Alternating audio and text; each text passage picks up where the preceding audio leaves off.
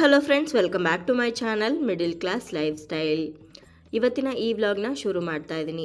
ಈ ವ್ಲಾಗು ಒಂದು random vlog ಅಂತ ಹೇಳ್ಬೋದು. ಇವತ್ತು ಶುಕ್ರವಾರ, ಹಾಗಾಗಿ ಬೆಳಗ್ಗೆನೇ ಎಲ್ಲ ಬಾಗಿಲೆಲ್ಲ ನೀಟಾಗಿ ಒರೆಸಿ ಅರಿಶಿನ ಕುಂಕುಮ ಇಟ್ಟು ರಂಗೋಲಿ ಹಾಕಿ ಹಾಗೆ ತುಳಸಿ ಗಿಡದ ಹತ್ರನೂ ಕೂಡ ಒಂದು ದೀಪವನ್ನು ಹಚ್ಚಿಟ್ಟಿದ್ದೀನಿ. ವಾರದಲ್ಲಿ ಇರೋವಂಥ ಎಲ್ಲ ದಿನಗಳಿಗಿಂತ ಶುಕ್ರವಾರ ಸ್ವಲ್ಪ ಸ್ಪೆಷಲ್ಲು. ಅದರಲ್ಲೂ ನಮ್ಮೆಲ್ಲ ಹೆಣ್ಮಕ್ಳಿಗೆ ಶುಕ್ರವಾರ ಬಂತು ಅಂತಂದರೆ ಒಂಥರ ಮನೆಯಲ್ಲೆಲ್ಲ ಹಬ್ಬದ ಕಳೆ ವಾತಾವರಣ ಇರುತ್ತೆ ಅಂತಲೇ ಹೇಳ್ಬೋದು. ಇನ್ನು ಇವತ್ತು ಬೆಳಗ್ಗೆ ತಿಂಡಿಗೆ ಈರುಳ್ಳಿ ದೋಸೆ ಮಾಡಿದ್ದೆ. ಕ್ಯಾರೆಟು, ಈರುಳ್ಳಿ, ಕೊತ್ತಂಬರಿ ಸೊಪ್ಪೆಲ್ಲ ಹಾಕ್ಬಿಟ್ಟು.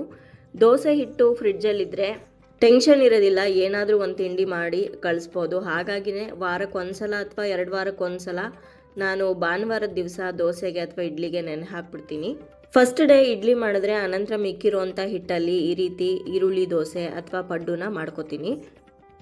ಇವತ್ತು ಬೆಳಗ್ಗೆನೇ ಎಲ್ಲ ಸ್ವಲ್ಪ ಕೆಲಸಗಳು ಬೇಗ ಆಗಿತ್ತು. ಹಾಗೆ ನನ್ನ ಮಗ ಸ್ಕೂಲ್ಗೆ ಹೊರಟ ಮೇಲೆ, ನನ್ನ ಹಸ್ಬೆಂಡ್ ಆಫೀಸ್ಗೆ ಹೊರಟ ಮೇಲೆ ಎಡಿಟಿಂಗ್ ಅಪ್ಲೋಡಿಂಗ್ ಎಲ್ಲ ಮುಗಿಸ್ಕೊಂಡು ಟೈಮ್ ಸ್ವಲ್ಪ ಫ್ರೀ ಇದ್ದಿದ್ದರಿಂದ ಸ್ವಲ್ಪ ಸೆಲ್ಫ್ ಕೇರ್ ಮಾಡ್ಕೊಳ್ಳೋಣ ಅಂತ ಮುಖನ ಪೂರ್ತಿಯಾಗಿ ಸ್ಕ್ರಬ್ ಮಾಡಿ ಇವಾಗ ಫೇಸ್ ಪ್ಯಾಕ್ನ ಅಪ್ಲೈ ಮಾಡಿದ್ದೀನಿ. ಹಿಮಾಲಯ ಅವ್ರದ್ದು ಫೇಸ್ ಸ್ಕ್ರಬ್ಬು ಹಾಗೆ ಫೇಸ್ ಮಾಸ್ಕನ್ನು ಉಪಯೋಗಿಸಿರೋವಂಥದ್ದು. ಸ್ಟಾರ್ಟಿಂಗಲ್ಲಿ ಸ್ಕ್ರಬ್ನ ಯೂಸ್ ಮಾಡಿ ಒಂದು 5 to 10 ಮಿನಿಟ್ಸ್ ಚೆನ್ನಾಗಿ ಮಸಾಜ್ ಮಾಡಿಕೊಂಡು ಅನಂತರ ನೀಮ್ ಫೇಸ್ ಪ್ಯಾಕ್ನ ಅಪ್ಲೈ ಮಾಡಿದ್ದೆ. ಅದು ಪೂರ್ತಿಯಾಗಿ ಒಂದು 10-15 ನಿಮಿಷ ಒಣಗಿದ ನಂತರ ಮುಖನ ನೀಟಾಗಿ ವಾಶ್ ಮಾಡ್ಕೊಂಡಿದ್ದೀನಿ. ಹಾಗೆ ಒಂದು ಟಿಶ್ಯೂ ವೈಪಲ್ಲಿ ನೀಟಾಗೆಲ್ಲನೂ ಒರೆಸ್ಕೊಳ್ತಾ ಇದ್ದೀನಿ. ಪ್ರತಿದಿನ ಮನೆ ಕೆಲಸ ಅಂತೂ ಇದ್ದಿದ್ದೆ. ಹಾಗೆ ಮಕ್ಕಳು ಹಾಗೆ ಯಜಮಾನರು ಇವ್ರನ್ನೆಲ್ಲ ನೋಡ್ಕೊಳ್ಳೋ ಅಂಥ ಕೆಲಸನೂ ಕೂಡ ಪ್ರತಿದಿನ ಇದ್ದೇ ಇರುತ್ತೆ. ಅದರ ಮಧ್ಯೆ ನಮಗೆ ಅಂತ ನಾವು ಸ್ವಲ್ಪ ಸಮಯವನ್ನು ಕೊಟ್ಕೊಳ್ಳೋದು ತುಂಬಾ ಮುಖ್ಯ. ಡೈಲಿ ಸಾಧ್ಯವಾಗದೇ ಇದ್ರೂ ಕೂಡ ವಾರಕ್ಕೊಂದ್ಸಲ 15 ದಿವಸಕ್ಕೊಂದ್ಸಲನಾದರೂ ಸ್ವಲ್ಪ ಕೇರ್ ಮಾಡ್ಕೋಬೇಕು ನಮಗಂತ. ಫೇಸ್ ಸ್ಕ್ರಬ್ಬು ಅಥವಾ ಫೇಸ್ ಮಾಸ್ಕನ್ನು ಉಪಯೋಗಿಸೋವಂಥದ್ದು ಬರೀ ಬೆಳ್ಳಗಾಗಬೇಕು ಅಥವಾ ಚೆನ್ನಾಗಿ ಕಾಣಬೇಕು ಅಂತ ಮಾತ್ರನೇ ಅಲ್ಲ. ನಾವು ಮುಖಕ್ಕೆ ಸ್ಕ್ರಬ್ನೇ ಯೂಸ್ ಮಾಡಿ ಮಸಾಜ್ ಮಾಡೋದ್ರಿಂದ ನಮ್ಮ ಬ್ಲಡ್ ಸರ್ಕ್ಯುಲೇಷನ್ ಚೆನ್ನಾಗಾಗತ್ತೆ. ಮುಖದಲ್ಲಿರುವಂಥ ಕೆಲವೊಂದು ಕಲೆಗಳು, ಮೊಡವೆಗಳು, ಹಾಗೆ ಕೆಲವೊಬ್ಬರಿಗೆ ಬ್ಲ್ಯಾಕ್ ಹೆಡ್ಸ್ ಎಲ್ಲ ಬಂದಿರುತ್ತೆ, ಬಂಗ್ ಬಂದಿರುತ್ತೆ, ಅದೆಲ್ಲವೂ ಕೂಡ ನಾವು ಮಸಾಜ್ ಮಾಡ್ಕೊಳ್ಳೋದ್ರಿಂದ ಕಡಿಮೆ ಆಗುತ್ತೆ. ಅದಾದ ನಂತರ ಸ್ನಾನ ಎಲ್ಲ ಮುಗಿಸ್ಕೊಂಡು ಬಂದು ದೇವ್ರ ಪೂಜೆ ಎಲ್ಲ ಮಾಡಿ ಮಧ್ಯಾಹ್ನದ ಅಡುಗೆಗೆ ಪ್ರಿಪೇರ್ ಮಾಡ್ತಾ ಇದ್ದೀನಿ. ಇವತ್ತು ಸಂಜೆ ಸ್ವಲ್ಪ ಕೆಲಸ ಇದೆ, ಹೊರಗಡೆ ಹೋಗಬೇಕು. ಹಾಗಾಗಿ ಇವತ್ತು ಅಡುಗೆ ಕೆಲಸ ಎಲ್ಲ ಇವಾಗೆ ಮುಗಿಸ್ಕೊಂಡು ಬಿಡೋಣ ಅಂತ. ಲಾಸ್ಟ್ ವೀಕ್ ತಂದಿರೋಂಥ ಸುಮಾರು ತರಕಾರಿ ಉಳಿದಿತ್ತು. ಹಾಗಾಗಿ 2-3 ತರಕಾರಿನ ಉಪಯೋಗಿಸಿ ಇವತ್ತು ಅಡುಗೆ ಮಾಡೋಣ ಅಂತ ಮೊದಲಿಗೆ ಕೋಸು ಪಲ್ಯಕ್ಕೆ ಅಂತ ಎಲೆಕೋಸನ್ನು ಹೆಚ್ಕೊಳ್ತಾ ಇದ್ದೀನಿ. ಇನ್ನು ಸೆಲ್ಫ್ ಕೇರ್ ಬಗ್ಗೆ ಮಾತಾಡ್ತಾ ಇದ್ನಲ್ವಾ. ಸೆಲ್ಫ್ ಕೇರ್ ಅಂದರೆ ಕೇವಲ ಫೇಶಿಯಲ್ ಮಾಡ್ಕೊಳ್ಳೋದು ಅಥವಾ ನಮಗೇನೋ ನಮ್ಮ ಬಾಹ್ಯ ಸೌಂದರ್ಯ ಚೆನ್ನಾಗಿ ಕಾಣಿಸ್ಲಿ ಅಥವಾ ನಮ್ಮ ದೇಹಕ್ಕೆ ಮಾಡ್ಕೊಳ್ಳೋ ಅಂಥ ಕೇರ್ ಮಾತ್ರನೇ ಅಲ್ಲ. ನಮ್ಮ ಒಳಗಿನ ದೇಹ ಅಂದರೆ ಮನಸ್ಸಿಗೂ ಕೂಡ ನಮ್ಮ ಅಗತ್ಯ ಇರುತ್ತೆ. ನಮಗೆ ಅಂತ ನಾವು ಟೈಮ್ ಕೊಟ್ಕೊಳ್ಬೇಕಾಗತ್ತೆ. ಮದುವೆ ಮಕ್ಕಳಾದ್ಮೇಲೆ ಯಾವ ರೀತಿ ಆಗಿರುತ್ತೆ ಅಂತಂದರೆ ನಮಗೊಂದು ಒಳ್ಳೆ ಇಷ್ಟವಾಗಿರುವಂಥ ಅಡುಗೆ ಮಾಡಿಕೊಂಡು ತಿನ್ನೋವಂಥ ಸ್ವತಂತ್ರ ಕೂಡ ನಮಗೆ ಇರೋದಿಲ್ಲ. ಮಕ್ಕಳಿಗೇನು ಇಷ್ಟನೋ, ಗಂಡಂಗೇನು ಇಷ್ಟನೋ ಅದನ್ನೇ ಮಾಡ್ತಾ ಇರ್ತೀವಿ. ಆದರೆ ನಮ್ಮ ಮನಸ್ಸು ಏನು ಹೇಳ್ತಾ ಇದೆ, ಏನು ಕೇಳ್ತಾ ಇದೆ ಅನ್ನೋದ್ರ ಬಗ್ಗೆ ಗಮನ ಹರಿಸೋದನ್ನೇ ಮರ್ತ್ಬಿಟ್ಟಿರ್ತೀವಿ. ಪ್ರತಿ ಸಲ ಬೇರೆಯವ್ರಿಗೆ ಇಷ್ಟ ಆಗಿರೋವಂಥದ್ದನ್ನೇ ಮಾಡೋ ಅಂಥ ಅಗತ್ಯ ಏನೂ ಇಲ್ಲ. ಖಂಡಿತವಾಗ್ಲೂ ನೀವು ಇಷ್ಟಪಡುವಂಥ ಅಡುಗೆ ಆಗಿರ್ಬೋದು, ನೀವು ಇಷ್ಟಪಟ್ಟು ನೋಡೋವಂಥ ಮೂವಿ ಆಗಿರ್ಬೋದು, ಅಥವಾ ನಿಮ್ಗೆ ಯಾವುದೋ ಒಂದು ವಸ್ತು ಇಷ್ಟ ಆಗುತ್ತೆ, ಯಾವುದೋ ಒಂದು ಸೀರೆ, ಒಡವೆ ಇಷ್ಟ ಆಗುತ್ತೆ, ಅದನ್ನು ತಗೊಳ್ಳೋ ಅಂಥ ಸ್ವತಂತ್ರ ನಿಮಗೆ ಖಂಡಿತವಾಗ್ಲೂ ಇದೆ. ಸ್ವತಂತ್ರ ಇದೆ ಅಂದ ಮಾತ್ರಕ್ಕೆ ಗಂಡನನ್ನು ಪೀಡಿಸಿ ಅವ್ರ ಹತ್ರ ದುಡ್ಡಿಲ್ಲದೆ ಇದ್ರೂ ಕೂಡ ತಗೊಳ್ಳೇಬೇಕು ಅನ್ನೋವಂಥ ಹಠ ಬೇಡ. ಸಾಧ್ಯವಾದ ಮಟ್ಟಿಗೆ ನಿಮ್ಮ ಕೈಯಲ್ಲಿ ಎಷ್ಟಾಗುತ್ತೋ ಅಷ್ಟನ್ನ ಕೂಡಿಟ್ಟು ಆ ಹಣದಲ್ಲಿ ನೀವು ತಗೊಳ್ಳೋದಕ್ಕೆ ಪ್ರಯತ್ನ ಪಡಿ. ಸಾಧ್ಯವಾದಷ್ಟು ಸ್ವಾವಲಂಬಿಗಳಾಗಿ ಬದುಕೋದಕ್ಕೆ ಪ್ರಯತ್ನ ಪಡಿ. ಅಂದರೆ ಇನ್ನೊಬ್ಬರ ಮೇಲೆ ಡಿಪೆಂಡ್ ಆಗದೆ ಇರೋ ರೀತಿ ಬದುಕೋದನ್ನು ರೂಢಿ ಮಾಡ್ಕೊಳ್ಳಿ. ಪ್ರತಿಯೊಬ್ಬರಿಗೂ ಸೆಲ್ಫ್ ರೆಸ್ಪೆಕ್ಟ್ ಅನ್ನೋದಿರಬೇಕು. ಇನ್ನೊಬ್ಬರ ಹತ್ರ ಯಾವಾಗಲೂ ಕೈ ಚಾಚ್ತಾ ಇರೋದು ಅಷ್ಟು ಚೆನ್ನಾಗಿರೋದಿಲ್ಲ. ಇಲ್ಲಿ ಕೋಸು ಪಲ್ಯ ಮಾಡೋದಕ್ಕೆ ಎಲ್ಲದೂ ಕೂಡ ನೀಟಾಗಿ ಹೆಚ್ಕೊಂಡು ಒಂದ್ಸಲ ತೊಳ್ಕೊಂಡಿದ್ದೀನಿ. ಒಗ್ಗರಣೆಗೆ ಎಣ್ಣೆ, ಸಾಸಿವೆ, ಜೀರಿಗೆ, ಕಡಲೆಬೇಳೆ, ಉದ್ದಿನಬೇಳೆ, ಹಸಿಮೆಣಸಿನ್ಕಾಯಿ ಹಾಗೆ ಈರುಳ್ಳಿ ಹಾಕ್ಕೊಂಡು ಚೆನ್ನಾಗಿ ಫ್ರೈ ಮಾಡ್ಕೊಂಡಿದ್ದೀನಿ.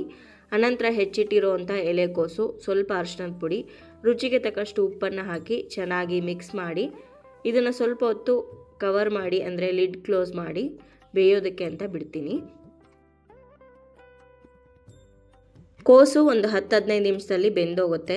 ಅದು ಬೆಂದಿದ ನಂತರ ಸ್ವಲ್ಪ ಹಸಿಕಾಯಿ ತುರಿ ಹಾಗೆ ಕೊತ್ತಂಬರಿ ಸೊಪ್ಪನ್ನು ಹಾಕಿ ಚೆನ್ನಾಗಿ ಮಿಕ್ಸ್ ಮಾಡಿಕೊಂಡ್ರೆ ಪಲ್ಯ ರೆಡಿ ಆಗುತ್ತೆ.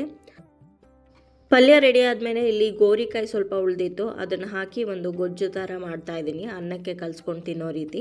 ಗೊಜ್ಜು ಮಾಡೋದಕ್ಕೆ ಒಗ್ಗರಣೆ ಮಾಡ್ಕೊಂಡಿದ್ದೀನಿ, ಅಂದರೆ ಎಣ್ಣೆ, ಸಾಸಿವೆ, ಜೀರಿಗೆ, ಕಡಲೆಬೇಳೆ, ಉದ್ದಿನಬೇಳೆ, ಹಾಗೆ ಈರುಳ್ಳಿ, ಟೊಮೆಟೊ ಹಾಕಿ ಚೆನ್ನಾಗಿ ಫ್ರೈ ಮಾಡ್ಕೊಂಡಿದ್ದ ನಂತರ ಸಣ್ಣದಾಗಿ ಹೆಚ್ಚಿರುವಂಥ ಚವಳಿಕಾಯಿ ಅಥವಾ ಗೋರಿಕಾಯಿನ ಹಾಕಿ, ಹಾಗೆ ಉಪ್ಪು, ಅರಿಶಿನ ಹಾಕಿ ಚೆನ್ನಾಗಿ ಮಿಕ್ಸ್ ಮಾಡಿಕೊಂಡು ಇದಕ್ಕೊಂದು ಮಸಾಲ ಪ್ರಿಪೇರ್ ಮಾಡ್ಕೊಂಡಿದ್ದೆ. ಇದಕ್ಕೆ ಹುರಿದಿರೋವಂಥ ಕಡಲೆಕಾಯಿ ಬೀಜ, ಸ್ವಲ್ಪ ಕೊಬ್ಬರಿ, ಹಾಗೆ ಖಾರದ ಪುಡಿ, ಬೆಳ್ಳುಳ್ಳಿನ ಹಾಕಿ ಒಂದು ಮಸಾಲ ರೆಡಿ ಮಾಡ್ಕೊಂಡಿದ್ನಲ್ಲ ಅದನ್ನು ಹಾಕಿ ಚೆನ್ನಾಗಿ ಮಿಕ್ಸ್ ಮಾಡಿಕೊಂಡು ಎಷ್ಟು ಬೇಕೋ ಅಷ್ಟು ನೀರನ್ನು ಹಾಕ್ಕೊಳ್ಳಿ. ಇದು ಚಪಾತಿ, ಪೂರಿ ಅಥವಾ ರೊಟ್ಟಿ, ಅನ್ನಕ್ಕೂ ಕೂಡ ಕಲಿಸ್ಕೊಂಡು ತಿನ್ನೋದಕ್ಕೆ ಚೆನ್ನಾಗಿರುತ್ತೆ. ನಾನು ಅನ್ನಕ್ಕೆ ಮಾಡ್ಕೊತಾ ಇರೋದ್ರಿಂದ ಸ್ವಲ್ಪ ನೀರನ್ನು ಜಾಸ್ತಿನೇ ಹಾಕ್ಕೊಂಡಿದ್ದೀನಿ. ನೀರು ಹಾಕ್ಕೊಂಡು ಚೆನ್ನಾಗಿ ಮಿಕ್ಸ್ ಮಾಡಿಕೊಂಡು ಇದನ್ನು ಸ್ವಲ್ಪ ಕೊತ್ತಂಬರಿ ಸೊಪ್ಪು ಹಾಕಿಬಿಟ್ಟು ಲಿಡ್ ಕ್ಲೋಸ್ ಮಾಡಿ 1 ಅಥವಾ 2 ವಿಷಲ್ ಕೂಗಿಸಿದ್ರೆ ಗೊಜ್ಜು ರೆಡಿ ಆಗುತ್ತೆ. ತುಂಬ ಈಸಿಯಾಗಿ ಹಾಗೆ ಬೇಗ ಮಾಡ್ಕೊಳ್ಳೋವಂಥ ಒಂದು ರೆಸಿಪಿ ಇದು. ರುಚಿನೂ ಕೂಡ ತುಂಬಾ ಚೆನ್ನಾಗಿರುತ್ತೆ. ಅಡುಗೆ ಎಲ್ಲನೂ ರೆಡಿ ಮಾಡಿಟ್ಟಿದ್ದೀನಿ. ಇನ್ನೇನು ನನ್ನ ಮಗ ಬರೋವಂಥ ಟೈಮ್ ಆಯಿತು. ಅವ್ನು ಸ್ಕೂಲಿಂದ ಬಂದಮೇಲೆ ಸ್ವಲ್ಪ ಹೊರಗಡೆ ಹೋಗೋದಿದೆ, ಹಾಗಾಗಿ ಎಲ್ಲ ಕೆಲಸನೂ ಮುಂಚೆನೇ ಮಾಡಿ ಇಟ್ಕೊಂಡಿದ್ದೀನಿ. ಎಲ್ಲಿ ಹೋಗ್ತಾ ಇದ್ದೀವಿ, ಏನು ಕತೆ ಅನ್ನೋದನ್ನ ಮುಂದೆ ವ್ಲಾಗಲ್ಲಿ ತಿಳಿಸ್ತೀನಿ.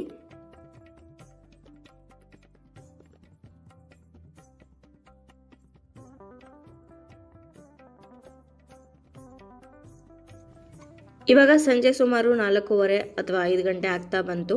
ಹೊರಗಡೆ ಹೊರಟಿದ್ದೀವಿ. ಯಾಕಂದರೆ ತುಂಬ ದಿನದಿಂದ ಶಟಲ್ ಕಾಕ್ ಬ್ಯಾಡ್ಮಿಂಟನ್ ಬ್ಯಾಟ್ಗಳನ್ನ ತೊಗೊಂಡು ಬರಬೇಕು ಅಂತ ಅಂದ್ಕೊಳ್ತಾ ಇದ್ವಿ ಸಂಜೆ ಟೈಮಲ್ಲಿ ಆಟ ಆಡೋದಕ್ಕೆ ಅಂತ. ನನ್ನ ಮಗನಿಗೆ ಇಲ್ಲಿ ಯಾರು ಅಷ್ಟೊಂದು ಫ್ರೆಂಡ್ಸ್ಗಳೆಲ್ಲ ಇಲ್ಲ, ಹಾಗಾಗಿ ಅವನ ಜೊತೆ ಆಡಿದಾಗ ಅವನಿಗೂ ಒಂದು ಟೈಮ್ ಪಾಸ್ ಆಗುತ್ತೆ. ಹಾಗೆ ನಮಗೂ ಮನೆಯಲ್ಲೇ ಕೂತ್ಕೊಂಡು ಏನು ಬಾಡಿ ಎಕ್ಸಸೈಸ್ ಇರೋದಿಲ್ಲ.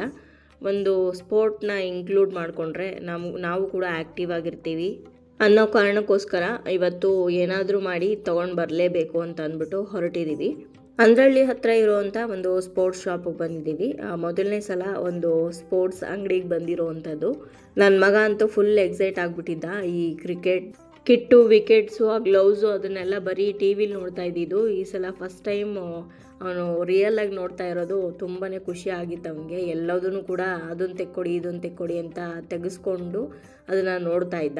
ಅಂದರೆ ಈ ಕೋಚಿಂಗ್ ಎಲ್ಲ ಸೇರಿರ್ತಾರಲ್ಲ ಅವರಿಗೆಲ್ಲ ಇರೋವಂಥ ಬ್ಯಾಟ್ಗಳೆಲ್ಲ ತುಂಬಾ ಕಾಸ್ಟ್ಲಿದು, ಒಳ್ಳೊಳ್ಳೆ ಕ್ವಾಲಿಟಿ ಇರುವಂಥ ಬ್ಯಾಟ್ಗಳೆಲ್ಲ ಇತ್ತು. ಯಾವುದೋ ಇದೋ ಅಥವಾ ಇನ್ನೊಂದು ಯಾವುದೋ SG ಬ್ಯಾಟ್ ಅನಿಸುತ್ತೆ. ಇದು ಸುಮಾರು 16,000 ಅಥವಾ 20,000 ಏನೋ ಹೇಳಿದ್ರು ಅವರು. ಅಪ್ಪ ಮಗ ಇಬ್ಬರೂ ಟ್ರೈ ಮಾಡ್ತಾ ಇದ್ದಾರೆ, ಅದು ಭಾರ ಎಷ್ಟಿದೆ ಅಂತ ಎಲ್ಲ ನೋಡಿಕೊಂಡು.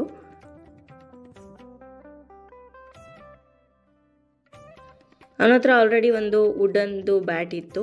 ಇವಾಗ ಒಂದು ಫೈಬರ್ ಬ್ಯಾಟ್ ಬೇಕು ಅಂತ ಕೇಳಿ ಅದನ್ನು ತೆಗೆಸ್ಕೋತಾ ಇದ್ದಾನೆ. ಇನ್ನು ನಮ್ಮನೆ ಹತ್ರ ಸ್ವಲ್ಪ ಜಾಸ್ತಿನೇ ಗಿಡ ಮರಗಳೆಲ್ಲ ಇರೋದ್ರಿಂದ, ಹಾಗೆ ಅವ್ನಿಗೆ ಆಟ ಆಡೋಕ್ಕೆ ಟೆರೆಸ್ ಮೇಲೆ ಆಡ್ತಾ ಇರ್ತಾನೆ ಅವನು ಜಾಸ್ತಿ. ಅಲ್ಲಿ ಬಾಲು ಯಾವಾಗಲೂ ಕಳೆದೋಗ್ತಾ ಇತ್ತು. ಹಾಗಾಗಿ ಇವಾಗ ಬಾಲ್ನೆಲ್ಲ ಒಂದು ದಾರದಲ್ಲಿ ಕಟ್ಬಿಟ್ಟಿರೋ ಅಂಥದ್ದು ಸಿಗುತ್ತೆ. ಅದು ಈಚೆ ಹೊಡೆದ್ರೂ ಕೂಡ ಹೋಗೋದಿಲ್ಲ, ವಾಪಸ್ ರಿಟರ್ನ್ ಬರುತ್ತೆ. ಆ ಥರದ್ದೊಂದು ತೆಕ್ಕೊಟ್ವಿ. ಅದು ಕ್ಯಾನ್ ಥರ ಇರುತ್ತೆ, ಅದರಲ್ಲಿ ನೀರು ತುಂಬಿಸಿ ಅಥವಾ ಮರಳನ್ನು ತುಂಬಿಸ್ಬಿಟ್ಟು ಆಡೋ ಅಂಥದ್ದು.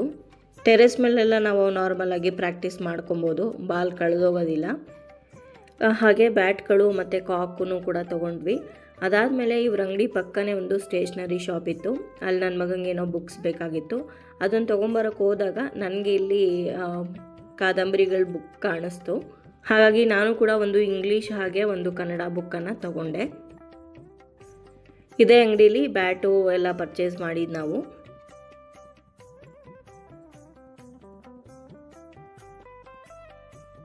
ಆ ಸ್ಪೋರ್ಟ್ಸ್ ಶಾಪ್ ಎದುರುಗಡೆನೆ ಒಂದು ಹೋಟೆಲ್ ಇತ್ತು. ಅಲ್ಲಿ ಹೋಗಿ ಏನಾದರೂ ಸ್ನ್ಯಾಕ್ಸ್ ತಿನ್ಕೊಂಡು ಹೋಗೋಣ ಅಂತ ಇವಾಗ ಇಲ್ಲಿ ಬಂದಿದ್ದೀವಿ.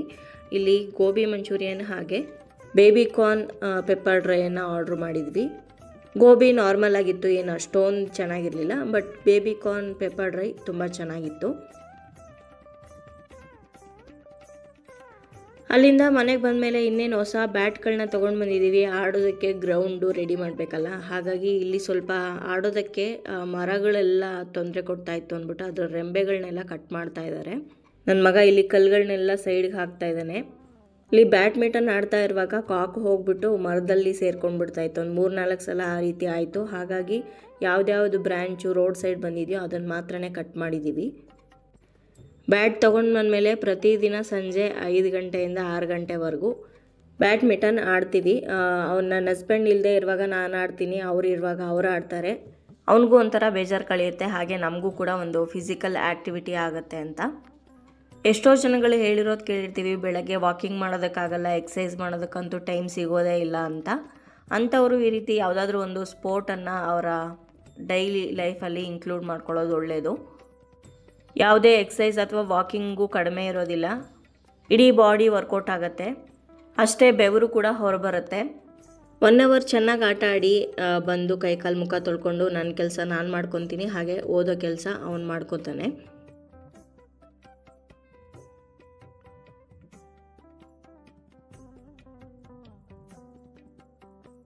ಇನ್ನು ಮಧ್ಯಾಹ್ನನೇ ಅಡುಗೆ ರೆಡಿ ಮಾಡಿದ್ದಿದ್ದರಿಂದ ಅಡುಗೆ ಕೆಲಸ ಅಂತೂ ಇವತ್ತಿಲ್ಲ. ಅವನಿಗೆ ಸ್ವಲ್ಪ ಹೇಳ್ಕೊಡ್ಬೇಕು, ಅದನ್ನು ಹೇಳ್ಕೊಟ್ರೆ ಇವತ್ತಿನ ಕೆಲಸ ಮುಗಿಯುತ್ತೆ, ಊಟ ಮಾಡಿ ಮಲ್ಕೊಳೋದಷ್ಟೇ.